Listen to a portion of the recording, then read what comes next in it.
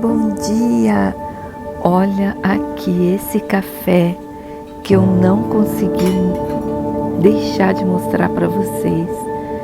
Tem desde comida asiática, americana, ocidental, de todos os gostos. Eu nunca vi um café da manhã tão grande. Incrível, incrível, incrível. Que bacana, dá vontade de comer tudo, na verdade. Mas, gente, eu só tô passando para mostrar, hein? Não fiz esse crime.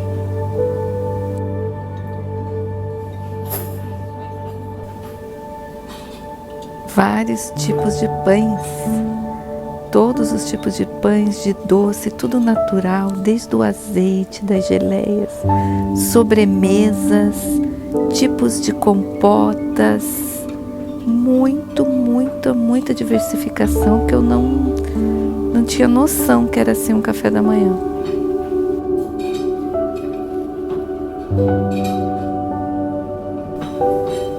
E agora, mais do que nunca, quero mostrar de novo o Mar da Galileia. Vocês têm noção do que é ficar sentado aqui, olhando essa vista? A partir de hoje, nossos dias vão ficar mais calmos e menos intensos do que o que a gente viveu em Jerusalém, que era andar muito cansativo e terminar bem tarde. A gente estava terminando às 6 e pouca, às vezes até 7 horas. Aqui a ideia é a gente terminar sempre por volta das 4 horas, porque também é o horário que tudo fecha. E diferente de Jerusalém, não tem o que você fazer para ficar andando depois das 4 aqui, coisas, sabe, que são públicas, tipo a Cidade Velha, o Muro das Lamentações. Então a gente vai focar a nossa visita hoje, começar pelo Monte das Bem-aventuranças, a igreja que marca o local onde Jesus vai dar o Sermão da Montanha. Depois a gente vai para Cafarnaum, a cidade de Jesus. A gente vai para o Primado de Pedro, igreja de multiplicação de pães e peixes.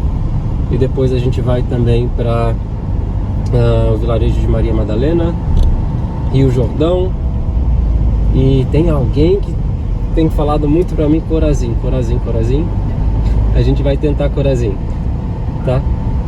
Corazim é um pouquinho mais longe, acho que cerca de uns 15 a 20 minutos, mas a gente deve chegar lá a tempo, diferente de Jerusalém. E eu gosto muito de Jerusalém por causa da parte histórica, da parte arqueológica, como que você se conecta com a história, porque de algum modo é a cidade que é considerada sagrada para as 3 grandes religiões. Só que, de um certo modo, assim, eu consigo me conectar muito mais, ter uma vida espiritual mais ativa na Galileia do que Jerusalém. Aqui é um local mais pacificado, é um local onde você tem mais silêncio, apesar dos grupos e tudo mais, mas é um local também que a gente vai ver muito similar àquilo que Jesus viu quando esteve aqui. É claro que a gente vai acabar visitando uma igreja ou outra, mas mesmo assim que sejam igrejas, a gente vai ver uma montanha muito parecida com a montanha que Jesus viu. A gente vai olhar para o Mar da Galileia e a gente vai ver um mar parecido com o mesmo mar praticamente que Jesus viu ao seu período. A gente vai em Cafarnaum, Magdala, a gente vai ver as ruínas das cidades, a gente não vai ver uma igreja construída em cima onde você não consegue imaginar nada. Então é algo assim muito mais palpável. Você consegue se conectar ao lugar, consegue tentar imaginar a história, como que ela aconteceu. Então, isso é realmente interessante. Mas eu gosto de começar também por aqui, no Monte das Bem-aventuranças. Por quê? Porque Jesus, quando ele vai começar o seu ministério, ele começa logo após o Monte das Tentações, lá em Jericó, né? Então vai dizer a Bíblia que Jesus sai de lá depois de 40 dias, muito semelhante com a história de Moisés, que sobe 40 dias no Sinai, e ele vai para onde? Para Nazaré. Em Nazaré ele é rejeitado, os zelotes tentam matar ele, e depois do capítulo 4 e 5 de Mateus vai se focar em fazer o seguinte, mostrar como que é a vida de Jesus pós-Nazaré, como que ele vai começar o seu ministério.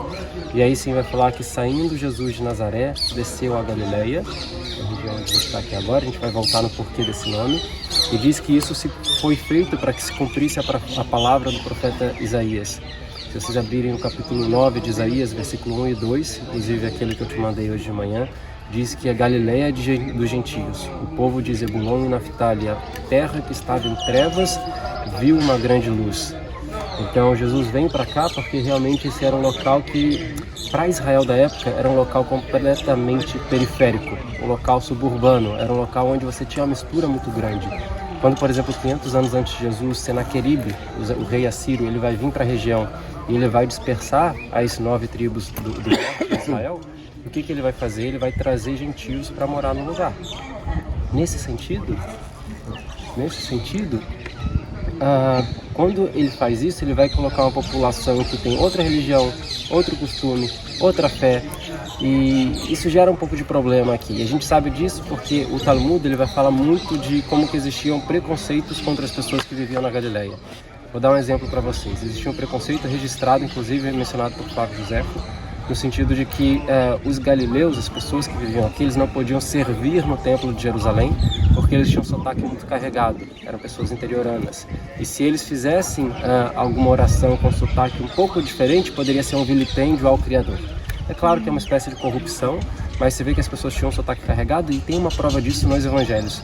Porque quando Pedro está junto à fogueira e Pedro está vendo Jesus sendo julgado por Caifás, o que vai acontecer? Uma mulher vai puxar Pedro pelas roupas e vai falar: olha, tu és um seguidor dele, porque tu falas como ele falava. Porque, claro, Pedro não estava ensinando ninguém, ele estava batendo um papo na fogueira, mas pelo sotaque identificam que também ele é um galileu. E o que um galileu está fazendo próximo ao julgamento de Jesus? Obviamente faz parte de um dos seguidores dele. Então, assim, era realmente um lugar muito problemático, mas também um local de contrastes, onde Jesus ele vai conseguir mostrar que ele veio para todos. Então você vai ver no mesmo ambiente, Jesus vai ser buscado pelo chefe da sinagoga, Jairo, que vai falar: a minha filha está doente, e ele vai curar a filha do chefe da sinagoga. Ele vai pegar o barquinho no mar da Galileia, atravessar por outro lado para Decápolis, e o que ele vai fazer? Logo em seguida, já vai curar um homem possuído por espíritos malignos. Então, ir para um lugar que não era lugar de judeus. Quando a Bíblia fala de Decápolis, é que os romanos fizeram acampamentos nas montanhas que estão a leste, todas aquelas colinas de Golã que a gente está vendo, e ali viviam apenas gentios, não judeus. Uma das provas é que Jesus fala para os espíritos imundos saírem do corpo da pessoa e ir para os porcos. E se tem porco, não é terra de judeu. Você vê como que era um ambiente misturado. Mas Jesus aqui consegue mostrar para todo mundo que ele veio para o religioso e o secular. Ele vem para o judeu porque ele vai fazer o milagre da multiplicação de pães e peixes. Do lado de cá vai sobrar 12 cestos, o símbolo das 12 tribos de Israel. O que acontece na semana seguinte no Evangelho de Mateus? Ele atravessa o barco e faz uma outra multiplicação do outro lado do mar, para mostrar que também veio para eles. Então, e o seu sermão mais famoso vai estar disposto em Mateus capítulo 5, que é marcado por essa montanha, o Sermão da Montanha, onde Jesus vai falar com as palavras sempre iniciando Asherei, bem-aventurados, felizes sois vós, sois vós. Se alguém quiser, eu posso até colocar aqui para vocês lerem, eu acho que é bem interessante, que é uma grande mensagem de Jesus, na verdade é a sua pregação mais importante. Essas 8 bem-aventuranças eram vistas como que o tema central dos evangelhos, principalmente nos 600 anos iniciais da igreja, de modo que as igrejas do período bizantino, até 600 anos antes de Cristo, depois de Cristo, eram todas construídas em formatos octogonais, 8 lados, em memória das 8 bem-aventuranças. Foi o que aconteceu no primeiro momento nessa mesma montanha, só que a igreja bizantina original aqui, 300 anos depois de Cristo, ela não foi construída no topo da montanha, mas na subida, no sopé. Então quando a gente passar na estrada por debaixo, eu vou mostrar para vocês onde ela ficava. Nesse sentido, quando a Terra Santa ela vai ter a saída dos otomanos, que a gente vai estar falando de 1919, e vai chegar então os britânicos, agora os cristãos, eles têm permissão de reconstruir as suas igrejas. E aí a missão franciscana para a Terra Santa, financiada por Benedito Mussolini, vai começar a reconstruir as igrejas. E Mussolini ele que vai dar muito desses valores para a reconstrução, inclusive dentro dessa igreja, até 30 anos atrás existia uma placa escrita graças ao nosso Senhor por Mussolini, um servo fiel. Claro que a história não foi muito legal com Mussolini, eles tiraram o nome Mussolini e falaram só graças ao nosso Senhor.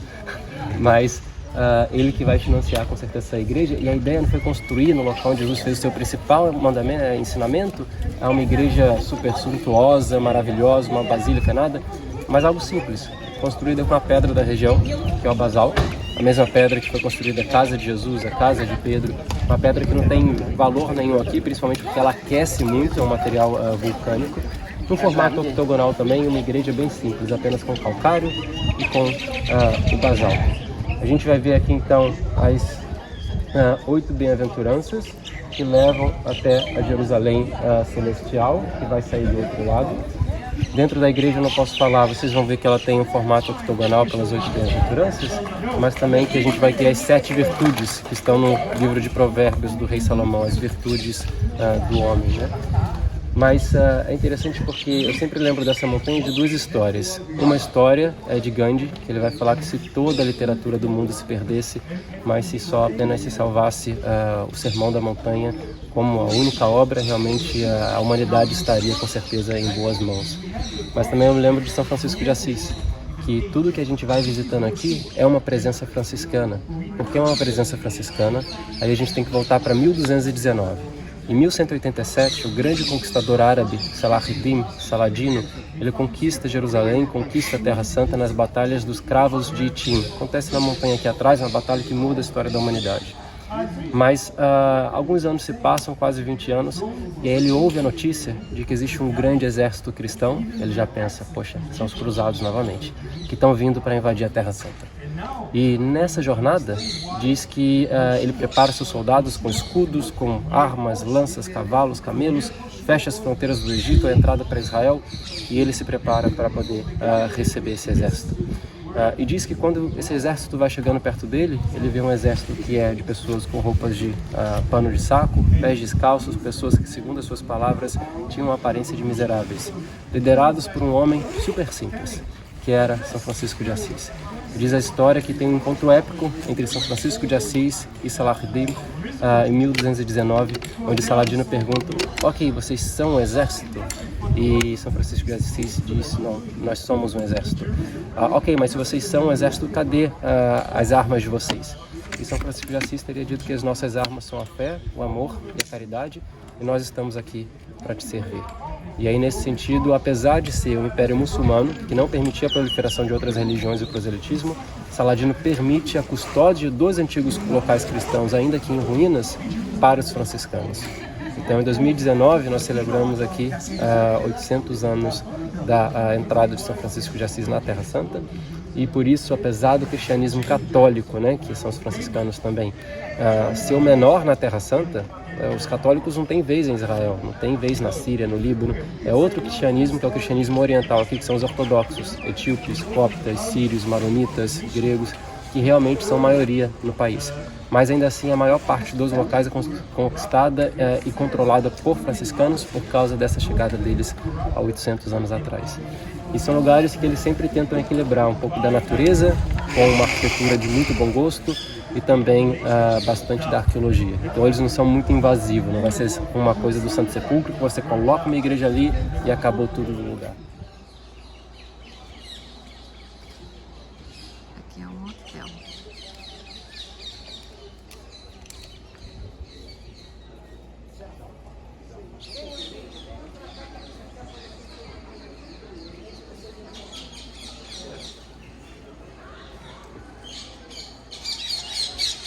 Vocês olharem aquela estátua no banco, quem vocês identificam ali?